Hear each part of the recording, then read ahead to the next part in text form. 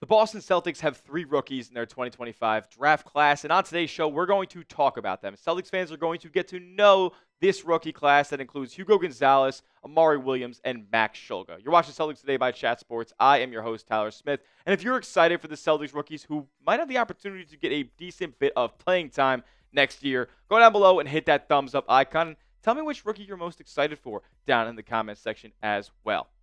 All right, let's get to know the Celtics' first-round pick, Hugo Gonzalez, like Jayson Tatum got to last week. And this is a player who is going to embody the Celtic pride and the Celtic way of playing basketball and winning. And he's been a part of the Real Madrid system for the last 10 years or so, as he's been there since he was 10 years old. And this is a player who doesn't really show up on the box score. And he definitely didn't show up on the box score during his time with Real Madrid last season, because that team was just so stacked. He was playing with former NBA players, former top college stars who have already had years and years of professional experience overseas. But this is a player who was also, very close with Luka Doncic during his younger years with the Real Madrid academy. So, he's going to come in with a winning mentality, and he is from a Real Madrid system that wins every year over in the EuroLeague. And he doesn't necessarily bring you an elite trait off of the bat, but he's got a ton of potential to evolve in those areas. He already doesn't, show up in the box score. He brings winning energy, diving on the floor for loose balls, going out there and attacking the offensive glass, just generating possessions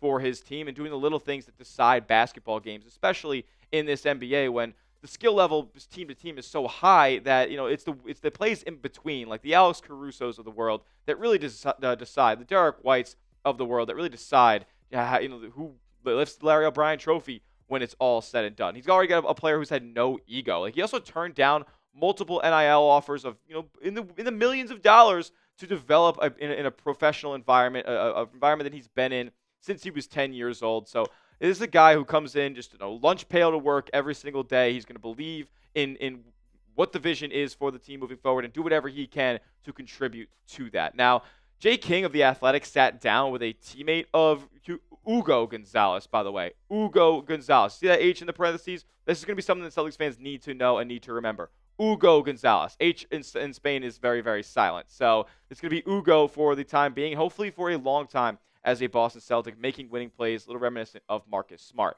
And he had a teammate talk about, his whole mentality playing the game and how he, adjusted or, really acted as a professional, as a 19-year-old, as a teenager in this environment with, 25, 30-year-old players. He said he's a kid who has no ego, right away coming in, and he's going to do whatever it requires for the team to win.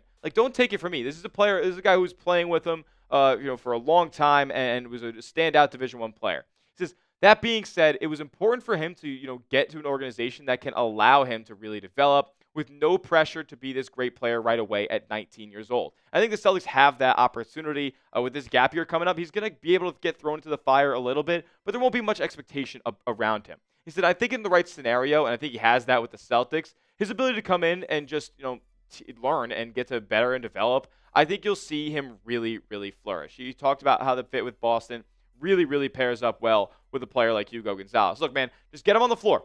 Just get him out there, throw him into the fire, and just get ready to get him acclimated to the NBA flow, the speed of the game. It's all sped up, especially more than the EuroLeague game, which is rather slowed down. I don't even care about the mistakes that Hugo makes. It does not matter to me if he's really turning the ball over at maybe more than we would like to see, or not hitting the three-point shot at a high enough clip. I don't care about all of that. If he can just get adjusted to the game speed, be able to play well off of Derek White, Jaylen Brown, Pritchard, Hauser, whoever's in this Celtics crop in this gap year, I'm totally cool with that. I expect him to really carve out a rotation spot as the season goes on. Expect into 2026, he'll really be a factor for the Celtics home stretch of the season. Now, more from this Madrid teammate on Hugo here. I wanted to kind of summarize all the quotes he said. I didn't want to flush you guys too much because we will be having a lot of quotes from this show.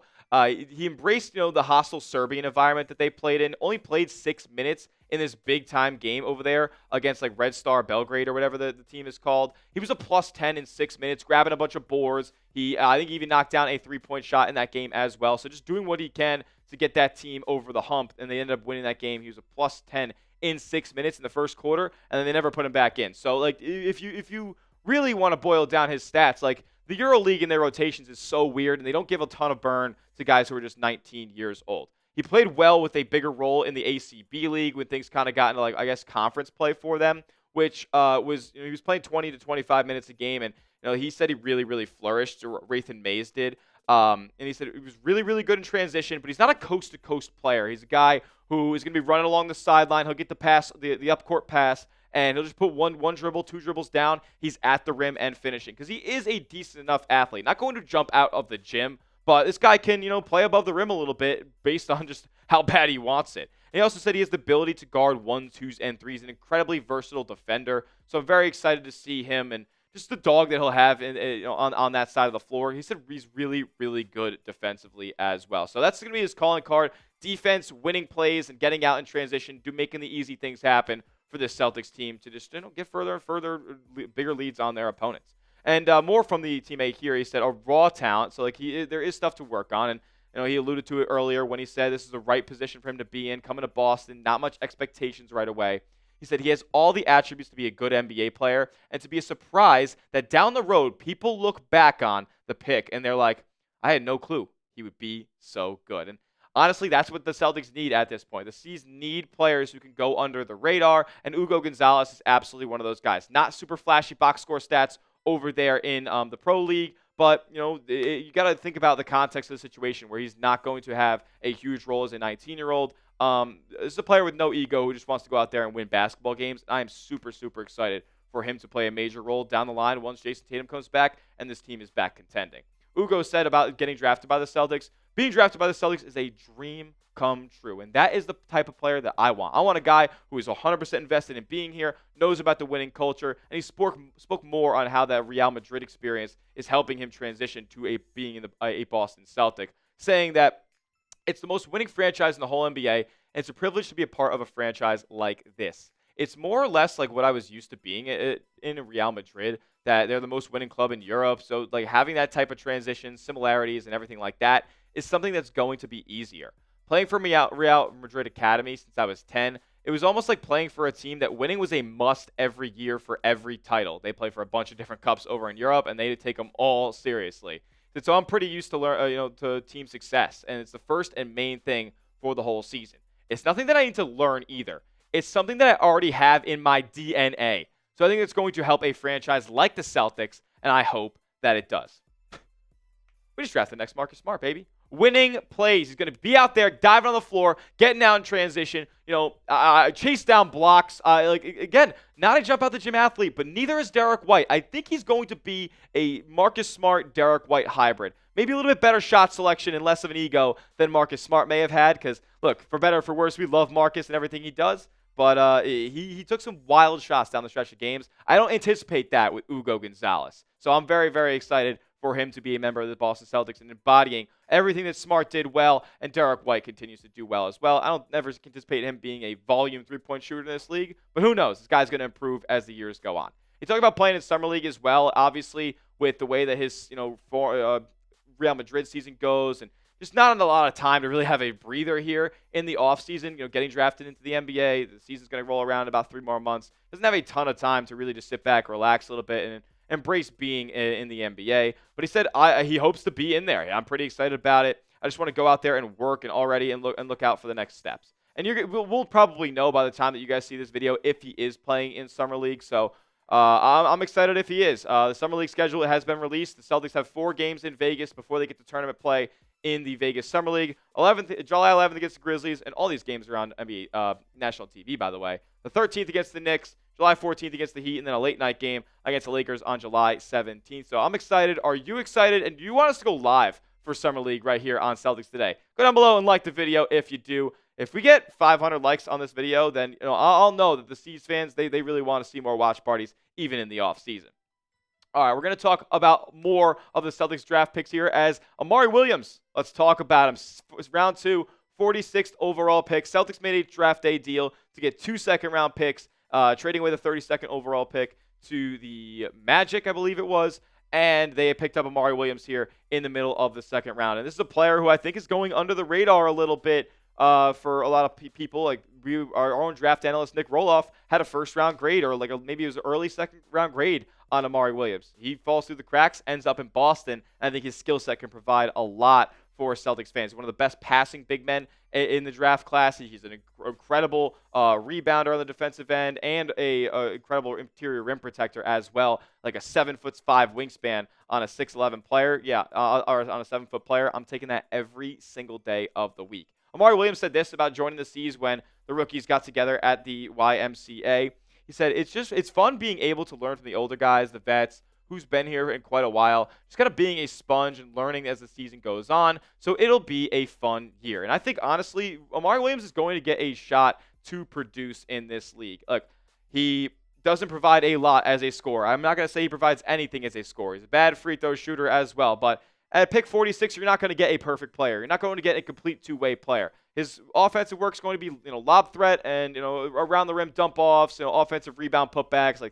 Is going to be a true big man center, but he does have some offensive qualities like his elite passing vision and precision that, really could make him climb up the Celtics depth chart at the center position really, really quickly. Because I'm not too, enthusiastic about what we got going on here, and I know a lot of Celtics fans share that sentiment. Like, Luka Garza, I think, is going to get some run as the, kind of yin to Amari Williams' yang. He's not really a rim protector, not really much of a defender, but he can put the ball in the cup, no doubt about it.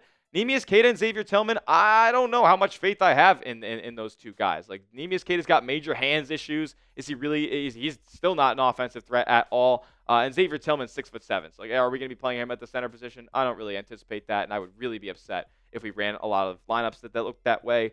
So Amari Williams and Luka Garza, I really would love that to be, kind of just thrown into the fire together to get a lot of NBA experience in this gap year. And I think the Celtics front office feels the same way too. Is Mike Zarin said this when the Celtics drafted Amari Williams. He's one of the best passing big men in college for a long time. Played 5 years for Drexel, one at Kentucky. He's an elite rebounder. When you meet him, you see he's got just enormous wingspan. And you'll see on the court, he's got incredible vision as well. We'll talk more about these Celtics rookies in just a moment, but make sure you guys get hooked up with this awesome Celtics 2024 championship shirt. Let's reminisce on better times when the Celtics had the confetti coming down, lifting the Larry, all the caricatures of KP, Drew Holiday when they were wearing green. Get it at this link right here, chatsports.com/champ sale. It's only $17, literally half off of what it used to be. It's got to be a high-quality shirt as well. So go get yours today, chatsports.com/champ sale. Links in the comment section and description of today's video. All right, let's talk about the Celtics' final draft selection in 2025, Max Shulga. And this is a player that I got the pleasure of watching a whole heck of a lot during his collegiate days where he played for VCU the past 2 seasons, and he has been awesome. He really had a super high usage rate for them, dominated the ball, just points, rebounds, assists, demon out there. And he was really a factor on the defensive end as well. Only 6'4", but this is a guy who has just gotten better every single year of his basketball life, all the way dating back to his days in Ukraine, where he's originally from. So I'm excited to see him only get better as he gets to be in NBA shape and deeper in his NBA career. He said this about getting drafted to the Boston Celtics, that it's still surreal. Hasn't settled in fully yet. It's going to take a couple of weeks, but it's an unbelievable feeling and a once-in-a-lifetime opportunity. Now, he did say that pretty quickly after being drafted, like I said, when the Celtics rookies went to meet fans at the local YMCA, but he better shake those nerves and shake that craziness pretty quickly, because he's going to be in the summer league real soon. And like I said, he's gotten better every single year of his career. This is 5 years of college play, 3 at Utah State, 2 at VCU, and the efficiencies only went up when he was playing with the Rams as well. It was nearly a 40% three-point shooter last year at VCU, and he brought them to an NCAA tournament. He's a really good player, and just a guy who gets that bad rap because he's a little bit old. It's kind of like Amari Williams, 2 guys who played 5 years of college. They go a little bit under the radar, but for the Celtics, who are kind of in this, transition period, but they're still going to be relying on Jayson Tatum and Jaylen Brown in the prime of their careers, they need young players who can contribute right away, and I think Shulga is going to be able to do that. Now, Shulga also had this to say about adjusting to the NBA, as it is going to be a transition process. He said he was talking to Neemias Queta and said, Neemias said it's going to be hard, as a rookie especially. There's going to be a transition period. And just try to learn as much as I can from coaches, players on the team, the vets. Just be a sponge and learn about everything as much as I can. These are 2 guys who are buying in. All 3 of the Celtics rookies really, to me, seem like players who just want it and want to get better. And if been chasing that next level of their basketball, skill set, career, accolades, like all that stuff. Every single year, they want to just elevate themselves in the basketball realm. So I'm excited for all these guys to continue that hunger as they get to the pro game. And we know some of the best players in this league have evolved from the second round. So I'm excited to see all of these guys play. Now, Shulga was also asked about Joe Mazzulla, and he's, obviously got to see him, in action. Obviously, all these guys watched the pro game as well. And here's what he had to say about his early interactions and what he's seen from Mazzulla overall. He said, "You see, he's a very straightforward guy. Says how things. He basically calls it the way that he is. He doesn't really sugarcoat anything. And he said his first year was going to be hard. Just the most important thing is you have to play hard and play for your teammates. These are the most important things. Have a passion for the game and just play like it means something to you." And look, I have no doubts that all three of these guys are going to play like it means something to them. And I would love to see Shulga get opportunities this year. This is a player who's used to playing big-time minutes and getting a lot of opportunity in his collegiate career, being a leader. So, in that second, third unit, there's going to be games where the Celtics are going deep into that bench. He'll be on a two-way contract. Could he end up getting converted to a standard deal, or maybe the same for Amari Williams as well down the line? I'll be very, very excited to see that. I think the Celtics made really, really solid picks in their draft class this year. Who are you guys most excited to watch? Let me know down in the comment section. If it's Hugo Gonzalez, give me an HG, but the H is silent. If it's Amari Williams, give me an AW. And if it's Max Shulga, give me an MS. I want to hear from the Celtics fans out there on who they're most excited to watch out of the rookie class.